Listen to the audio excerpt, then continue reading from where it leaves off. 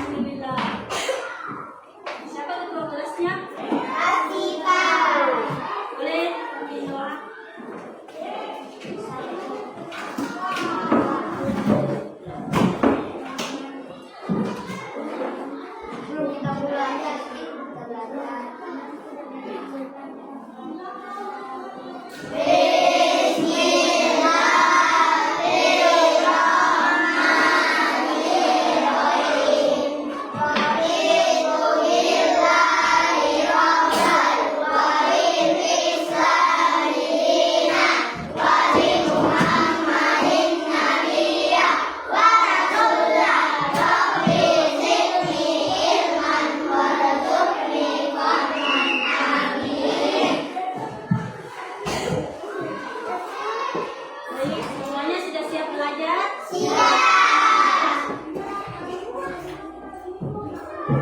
Kalau begitu kita absen dulu ya. Muhammad Salman, Muhammad Syafiqi, Muhammad Fatir, Muhammad Dewantara, Muhammad Alif, Sambul Rizvi, Yanti, Sigit Raditya, Ilyas, Yakyani,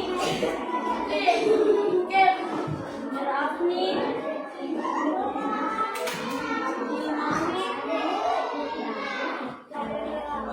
Natasha,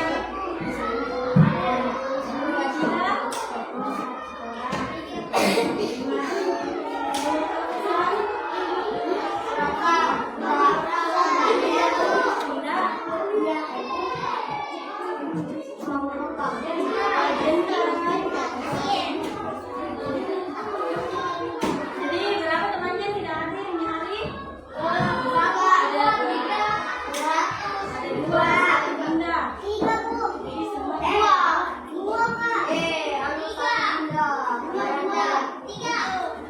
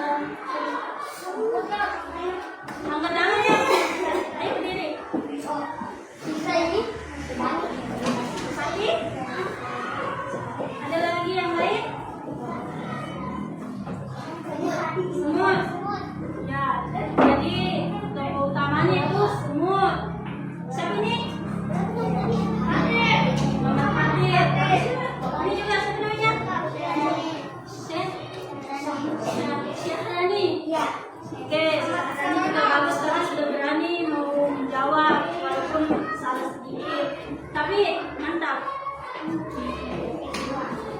Oke, yang kedua, siapa yang membantu Suku saat dia tenggelam?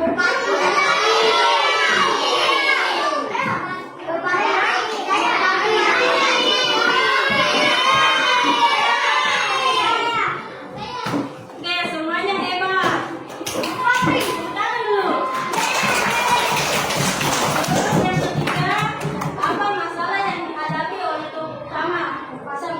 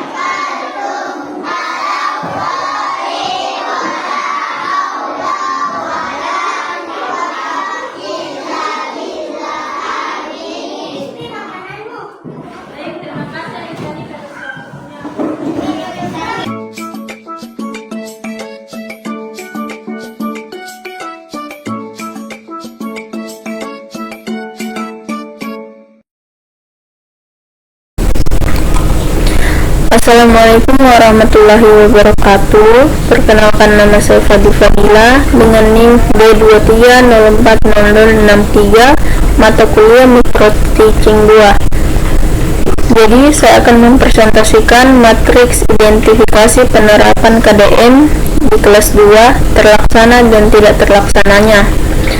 Baik, adapun keterampilan dasar mengajar yang pertama itu membuka pembelajaran. Komponennya apersepsi tidak terlaksana, relevansi terlaksana, menyampaikan tujuan pembelajaran terlaksana. Kelebihannya, apersepsi yang menarik bisa meningkatkan motivasi dan perhatian siswa sejak awal. Dan kekurangannya, jika metode apersepsi yang digunakan tidak bervariasi atau tidak sesuai dengan gaya belajar siswa, maka sebagian siswa bisa merasa bosan atau tidak terlibat secara aktif. Keterampilan mengajar kedua yaitu keterampilan bertanya. Komponennya pertanyaan dasar terlaksana, pertanyaan lanjutan terlaksana. Adapun kelebihannya, pertanyaan yang menarik bisa merangsang rasa penasaran siswa, membuat mereka lebih ingin tahu dan semangat untuk belajar lebih lanjut. Dan kekurangannya, dalam situasi tanya jawab, siswa yang lebih aktif atau vokal bisa mendominasi, sementara siswa lain jadi pasif atau tidak mendapat kesempatan berbicara. Yang ketiga, keterampilan menjelaskan. Komponennya jelas, tepat, dan padat terlaksana.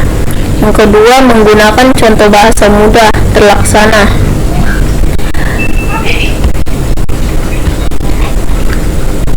Kelebihannya, penjelasan yang jelas dan terstruktur membuat audiens seperti siswa lebih mudah mengerti materi dan mengingatnya dalam jangka panjang. Kekurangannya, penjelasan tidak jelas bisa membuat siswa tidak memahami inti dari pesan yang disampaikan. Yang keempat, keterampilan memberi penguatan. Penguatan verbal terlaksana, penguatan non-verbal terlaksana, dan simbolis terlaksana. Kelebihannya, siswa atau peserta didik merasa senang dan lebih semangat belajar atau berperilaku positif. Dan kekurangannya, anak hanya bermotivasi karena ingin pujian atau hadiah, bukan karena niat atau pemahaman. Baik, selanjutnya yang kelima, keterampilan mengadakan variasi. Variasi metode terlaksana, media tidak terlaksana, gaya mengajar terlaksana. Kelebihannya, siswa lebih mudah mengingat materi jika disampaikan dengan cara yang menarik dan bervariasi. Dan kekurangannya, guru yang belum terbiasa mengajar secara kreatif bisa merasa canggung atau tidak percaya diri saat mencoba variasi baru. Yang keenam, mengelola kelas. Komponennya menciptakan kondisi belajar kondusif terlaksana, mengatur tempat duduk terlaksana, mengatasi gangguan terlaksana. Kelebihannya, suasana kelas yang tertib dan kondusif membuat siswa lebih fokus untuk pembelajaran berjalan lancar. Dan kekurangannya, beberapa siswa, terutama yang sulit diatur, bisa menolak otoritas guru, membuat pengolahan kelas jadi lebih sulit. Yang ketujuh, membimbing diskusi. Komponen pertama, mengarahkan jalannya diskusi terlaksana. Yang kedua, memberi kesempatan terlaksana. Yang ketiga, menjaga fokus terlaksana. Kelebihannya, melatih kerja sama siswa, menghargai pendapat, menciptakan komunikasi yang aktif. Dan kekurangannya, peserta yang aktif bisa mendominasi sementara yang pendiam tidak mendapat ruang untuk berbicara. Dan yang kedelapan, membimbing. Komponen pertama, memberi bimbingan terlaksana. Yang kedua, memperhatikan kesulitan siswa terlaksana.